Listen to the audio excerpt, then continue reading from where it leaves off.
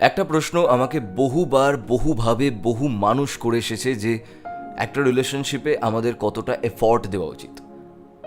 ঠেলাগাড়ি চালানোর সময় এফর্ট দিতে হয়, সম্পর্কে থাকার সময় দরকার প্যাশন। এবং আজকে আমরা এই কোয়েশ্চেনটার যে আনসার সেটার ডিপ যাব এবং কোয়েশ্চেনটার আনসার খুঁজে বের করবার চেষ্টা করব। ওকে, ভিডিওটাকে লাইক করে দাও, তোমাদের লাইক খুব জরুরি। নতুন হলে সাবস্ক্রাইব করো আর কমেন্ট করে জানিও তোমাদেরও এরকম কোনো কোয়েশ্চেন আছে কিনা। দেখো, রিলেশনশিপে এফর্ট বলে কিছু হয় না, রিলেশনশিপে হয় ডিরেকশন। রিলেশনশিপে এফর্ট বলে কিচ্ছু হয় না, রিলেশনশিপে থাকে ডিরেকশন। এবার কেন এই কথাটা বললাম, এটার একটু ডিপে যদি ঢুকি তাহলে হোয়াট ইজ এফর্ট এটা সবার আগে জানতে হবে। এফর্ট কথাটার বাংলা মানে হচ্ছে প্রচেষ্টা। এবং আমরা এফর্ট কোনো একটা জায়গায় কখন দিই? আমরা এফর্ট দিই যখন ধরো কাজটা করার আমাদের মন নেই, তখন আমাদেরকে এফর্ট দিতে হচ্ছে। কোনো একটা স্থিতিশীল বস্তু তাকে গতিশীল করবার জন্য এফর্ট দিতে হচ্ছে। একটা এক্সাম্পল দিই, ধরো তোমার চিরতার জল যেটা খুব তেঁতো হয়, সেটা খেতে তোমার ভালো লাগে না, তোমার মন লাগে না ওটা খেতে, বাট তাও তোমাকে মন থেকে এফর্ট দিয়ে খেতে হয় যে হচ্ছে না আমার এটা খেলে শরীর ভালো থাকবে।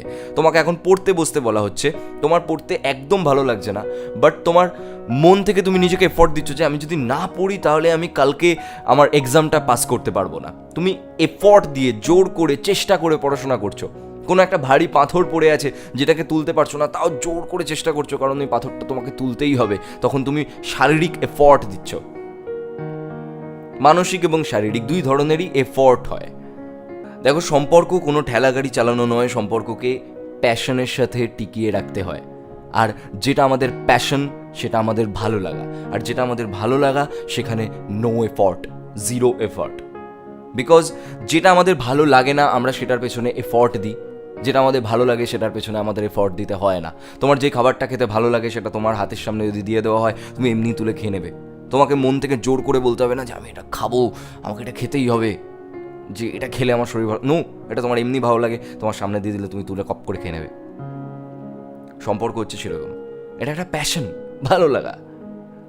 তোমার যাকে ভালো লাগে তার সাথে তো তুমি একটা সম্পর্কে আছো, এবং সেই সম্পর্কটাকে তুমি কেন এফর্ট দেবে? তুমি যদি সম্পর্কটাকে এফর্ট দাও তাহলে এর থেকে প্রমাণিত হচ্ছে যে সেই সম্পর্কটায় ভালো লাগা নেই, ভালোবাসা নেই।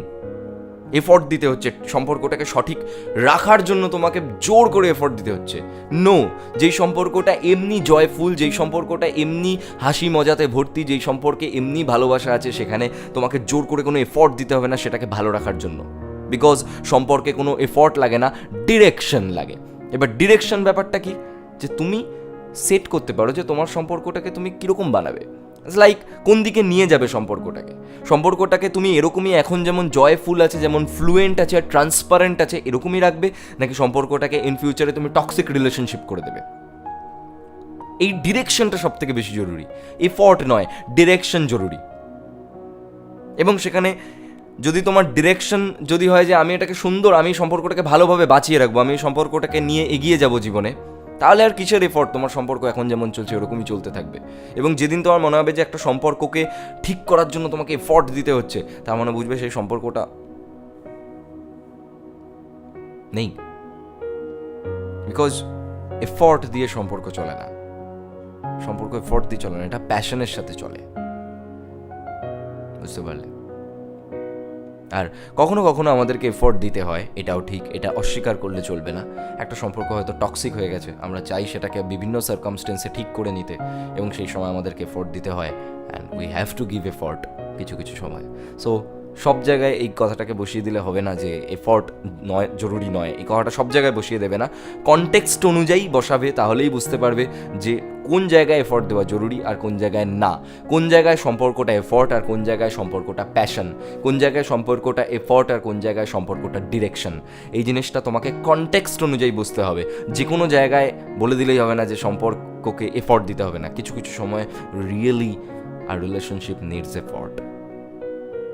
কমেন্ট করে জানাও তোমাদের কখনো এরকম এফর্ট দিতে হয়েছে কিনা, এবং তারপর তোমাদের সম্পর্ক ভেঙে গেছে কিনা, বা কেউ এফর্ট দিয়ে সম্পর্ককে ঠিক করে নিতে পেরেছো কিনা, বা কেউ এফর্ট ছাড়াই এফর্টলেসলি একটা সম্পর্ককে সুন্দর করে কাটিয়ে যেতে পারছো কিনা। কমেন্ট করে জানাও, এবং তোমাদের কোনো কোয়েশ্চেন